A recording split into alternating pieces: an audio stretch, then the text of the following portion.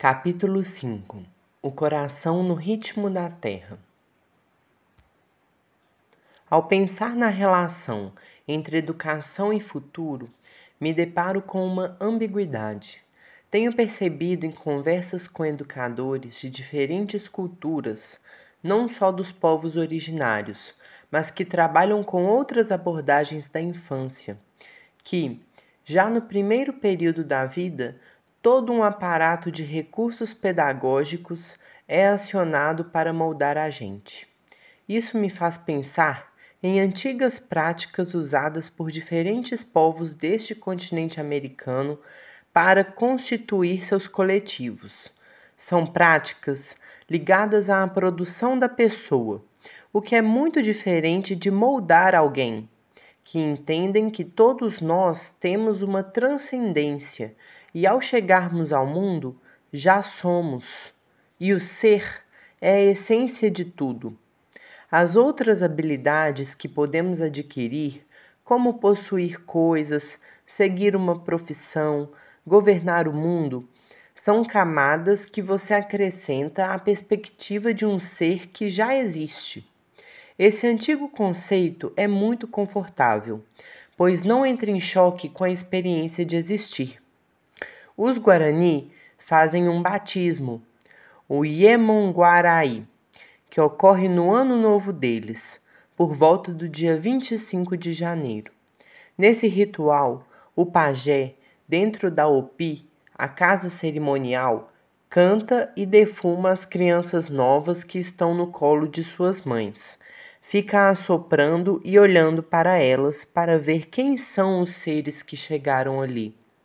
Depois de realizados os cantos, o pajé se aproxima dos parentes e pergunta o nome das crianças. A partir de então, elas passam a ser nomeadas. Esse lindo ritual carrega a mensagem de que nós já chegamos aqui como seres prontos. É de grande respeito dizer: esse ser já existe, não precisa de uma forma. Ele que nos informa quem é que chegou ao mundo.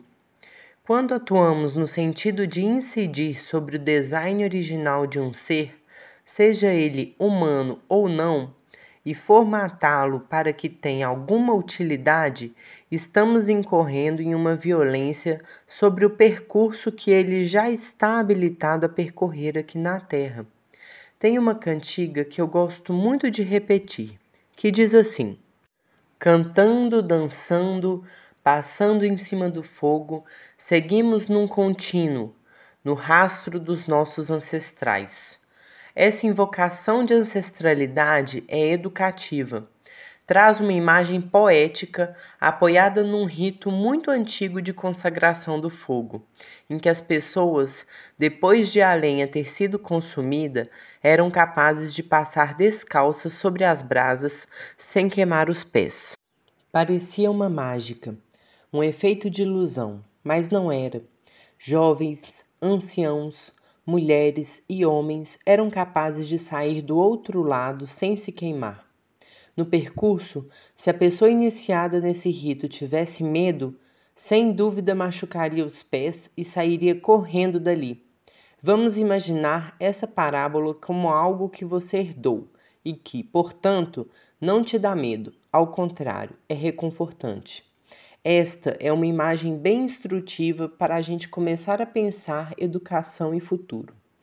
Para começar, o futuro não existe, nós apenas o imaginamos.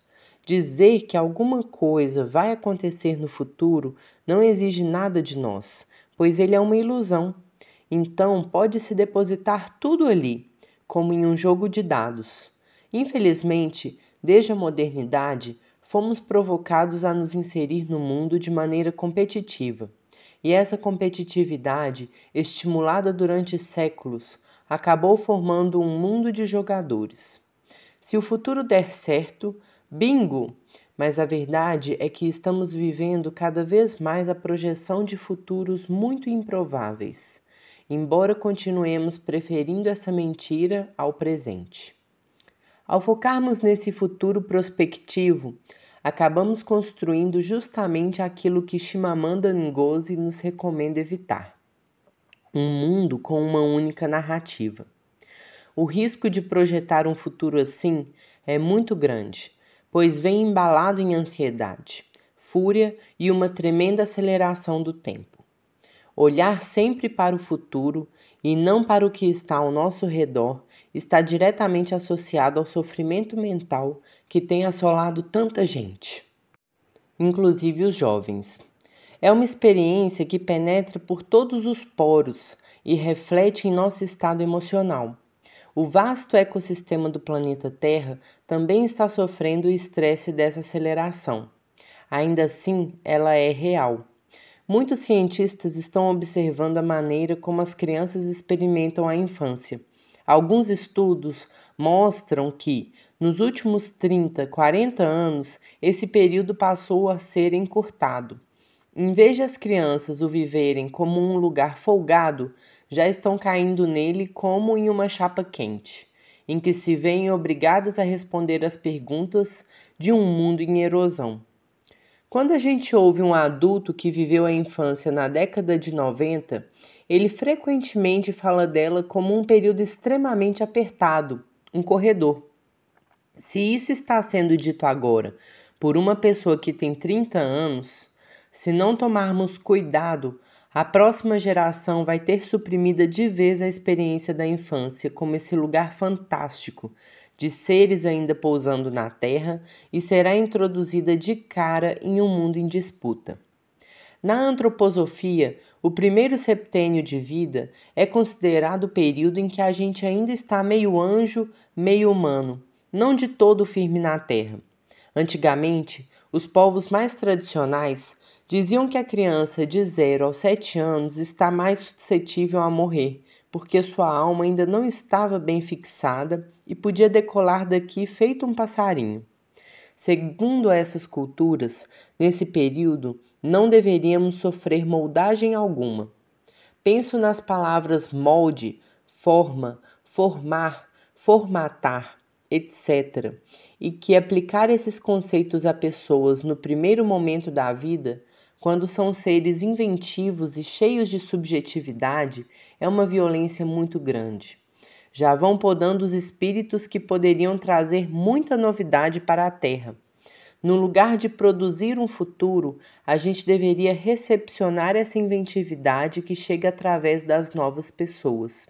As crianças, em qualquer cultura, são portadoras de boas novas. Em vez de serem pensadas como embalagens vazias que precisam ser preenchidas, entupidas de informação, deveríamos considerar que dali emerge uma criatividade e uma subjetividade capazes de inventar outros mundos, o que é muito mais interessante do que inventar futuros. Esses primeiros anos de existência fazem uma cartografia do mundo e fornecem uma espécie de mapa para a experiência adulta. Então, se nesse período a gente não reconhece os caminhos, depois vamos andar pelo mundo como se ele fosse um lugar estranho, mas só do ponto de vista geográfico e climático, mas também de um lugar a ser compartilhado com outros seres. Nossa sociabilidade tem que ser repensada para além dos seres humanos. Tem que incluir abelhas, tatus, baleias, golfinhos. Meus grandes mestres da vida são uma constelação de seres humanos e não humanos. Quando eu tinha 8 ou 9 anos de idade, estava no quintal, lugar de que gosto muito, e lá estava uma linda égua selvagem que meu irmão tinha ganhado. Ela comia milho enquanto eu limpava o quintal com um rastelo. Enquanto a égua roía os sabugos, passei o rastelo perto dela e, sem querer, a assustei.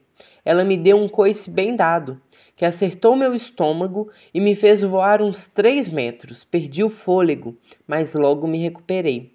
E ali, de maneira totalmente atemporal, como se fosse um raio, tive uma aula sobre limite e, ao mesmo tempo, compreendi que podemos agir no mundo. Foi uma revelação que me veio como um mantra. Sim, nós podemos muito, mas nem tudo. Um aprendizado que recebi em fricção com a natureza. Essa liberdade que tive na infância de viver uma conexão com tudo aquilo que percebemos como natureza me deu o entendimento de que eu também sou parte dela. Então, o primeiro presente que ganhei com essa liberdade foi o de me confundir com a natureza num sentido amplo, de me entender como uma extensão de tudo e ter essa experiência do sujeito coletivo. Trata-se de sentir a vida no outro ser, uma árvore, uma montanha, num peixe, num pássaro e se implicar. A presença dos outros seres não apenas se soma à paisagem do lugar que habito, como modifica o mundo. Essa potência de se perceber, pertencendo a um todo e podendo modificar o mundo, poderia ser uma boa ideia de educação. Não para um tempo e um lugar imaginários, mas para o ponto em que estamos agora. Para além de onde cada um de nós nasce, um sítio, uma aldeia, uma comunidade, uma cidade, estamos todos instalados num organismo maior que é a Terra. Por isso dizemos que somos filhos da Terra. Essa mãe constitui a primeira camada, o útero da experiência da consciência, que não é aplicada nem utilitária. Não se trata de um manual de vida, mas de uma relação indissociável com a origem, com a memória da criação do mundo e com as histórias mais reconfortantes que cada cultura é capaz de produzir, que são chamadas em certa literatura de mitos. As mitologias são vivas. Seguem existindo sempre que uma comunidade insiste em habitar esse lugar poético de viver uma experiência de afetação da vida, a despeito das outras narrativas duras do mundo. Isso pode não ter um significado muito prático para concorrer com os outros em um mundo em disputa, mas faz todo sentido na valorização da vida como um dom. Não há nada mais importante do que a vida. Estamos passando por uma experiência coletiva de apreensão diante de crises e pandemias, mas a constituição de mentalidades sensíveis significa também resiliência. Capacidade de esses seres continuarem criando um mundo menos suscetível ao terrorismo psicológico que tem atingido a vida contemporânea. As famílias ocidentais em contexto urbano supervalorizam o sistema de educação. São adultos que aderem a esse formato no qual as pessoas que chegam vão sendo inseridas no mundo. Antes de elas poderem escolher a experiência de se implicar no mundo, num sentido coletivo, já são abordadas pela visão que os adultos têm dele. Um jovem de 20 anos já tem um mundo formado dentro de si, e quando coloca uma criança nele, passa a agir a partir de sua aspiração de perfeição, naquela ideia de formar um sujeito campeão. Dessa forma, nós começamos desde cedo a sugerir para as crianças que elas precisam alcançar um patamar de excelência e ocupar lugares de destaque, pois no topo do pódio só cabe um. No entanto, esse pódio é uma mentira, porque não tem nenhum lugar no mundo onde só cabe um. Sempre cabem todos. Em conflito com essa mentalidade, por todos os lugares, a gente vê jovens se sentindo expulsos do mundo. Deveríamos prestar mais atenção à campanha da Greta Thunberg na Europa, que instiga os jovens contra o mundo adulto, dizendo que eles não vão às aulas naquela semana, pois afinal a escola não tem tanta importância assim. A gente devia olhar bem para esse gesto, ouvir a voz dessa criança, que ainda não desistiu do mundo e é capaz de propor outra narrativa para ele, pois a que a gente teve até agora precisa ser questionada. A escolha de um outro mundo pode ser feita aqui e agora, e será feita pelas crianças, não pelos adultos. A geração da Greta literalmente acusa os adultos de serem ladrões de futuro. Tem acusação mais terrível do que essa? Educação não tem nada a ver com futuro, afinal, ele é imaginário, e a educação é uma experiência que tem que ser real. Vamos considerar a partir daqui que, quando falamos de educação, já não a associamos ao futuro, mas ao aqui e agora. No Tibete, e entre outros povos do Oriente, A meditação e a observação da mente são recursos educacionais. Ao Dalai Lama, quando criança, foi assegurada uma vasta liberdade de experiências para que ele se constituísse em um ser pleno. Depois, ele precisou fugir de seu país.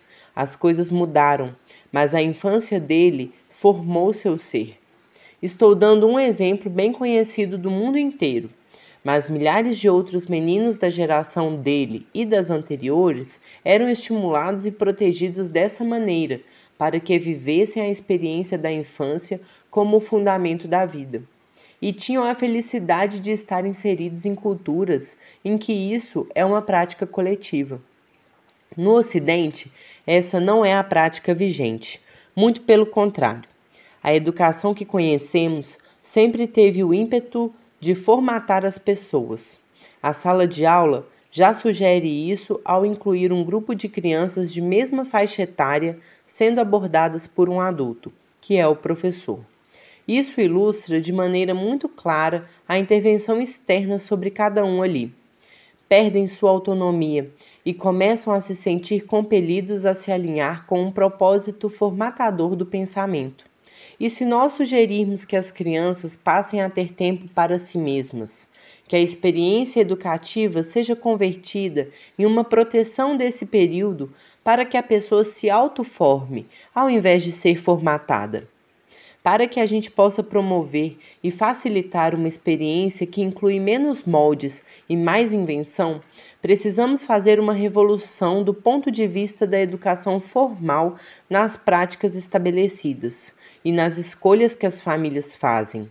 Se a gente pegar uma amostra de 200 famílias e dizer a elas: vocês topariam liberar a sua criança nos próximos 5, 6 anos de qualquer formatação e apoiar uma experiência lúdica com a água, com o rio, com a terra, com o fogo, com tudo, para ela ser um elemento de transição global, de mudança de mentalidade no mundo?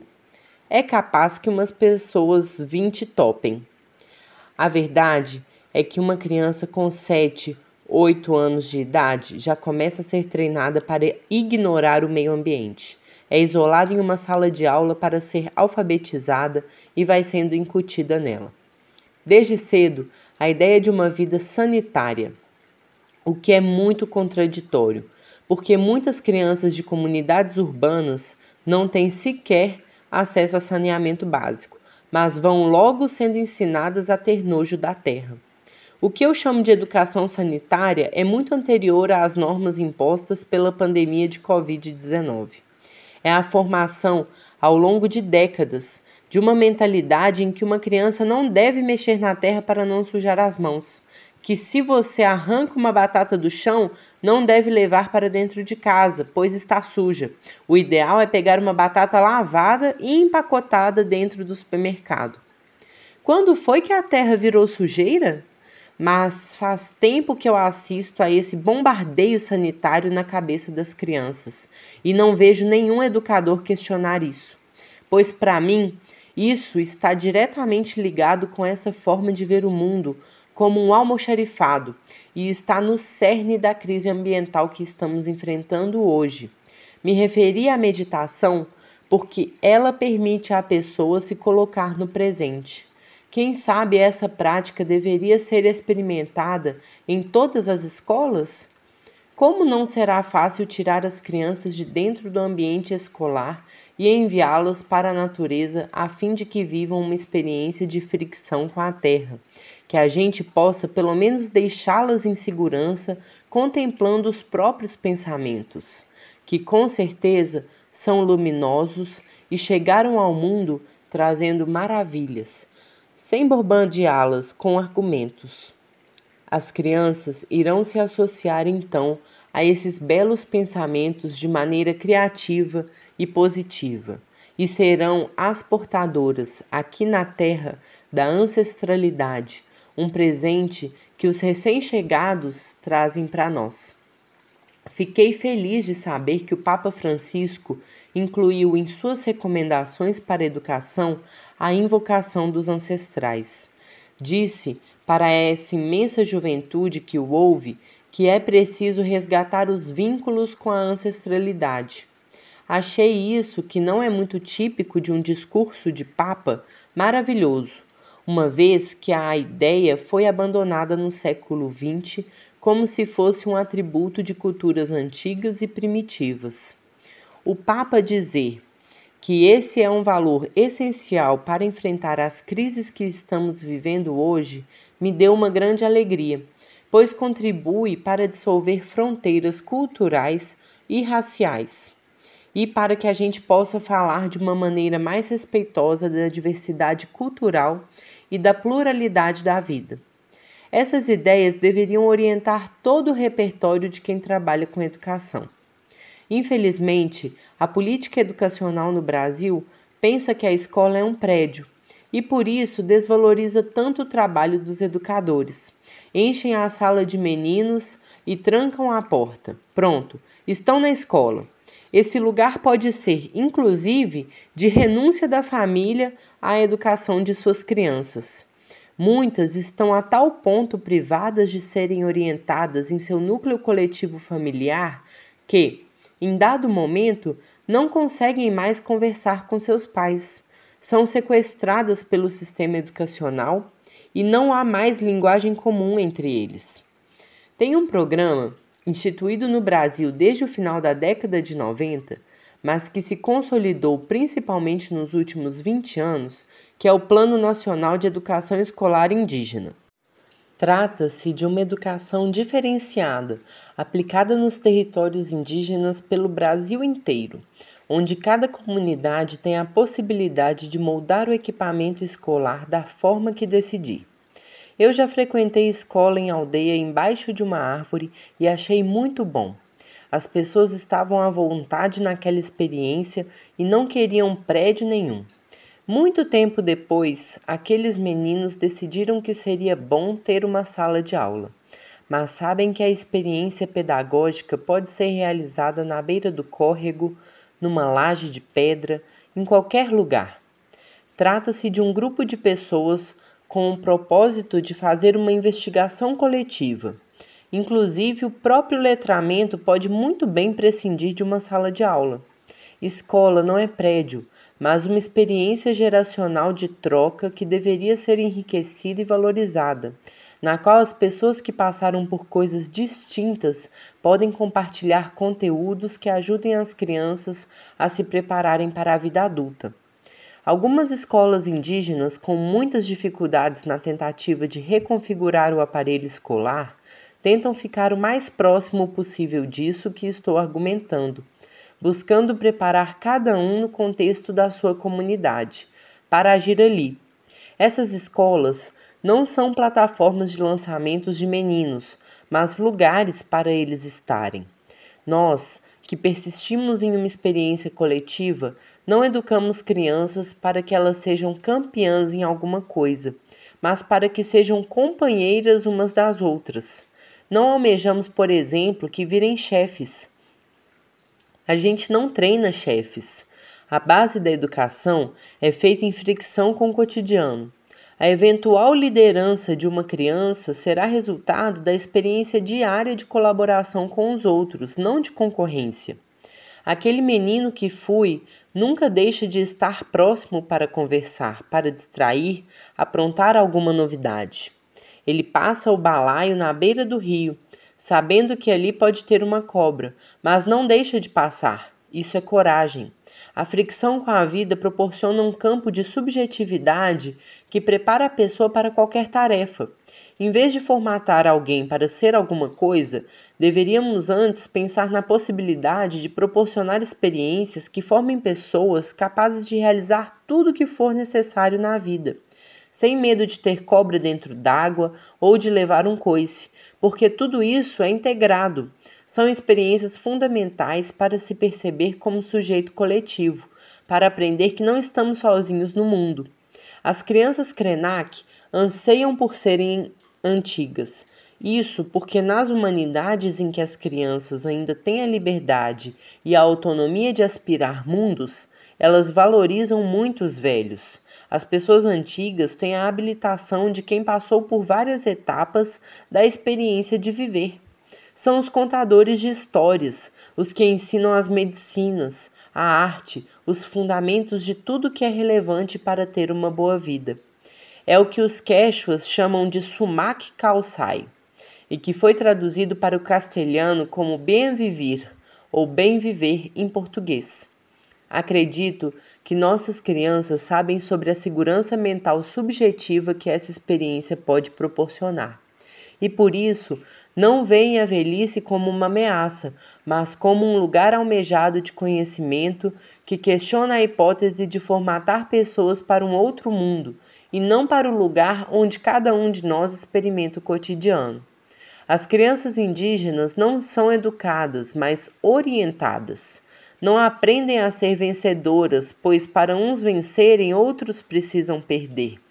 Aprendem a partilhar o lugar onde vivem, o que têm para comer. Tem um exemplo de uma vida em que o indivíduo conta menos que o coletivo. Esse é o mistério indígena, um legado que passa de geração para geração. O que nossas crianças aprendem desde cedo é a colocar o coração no ritmo da terra.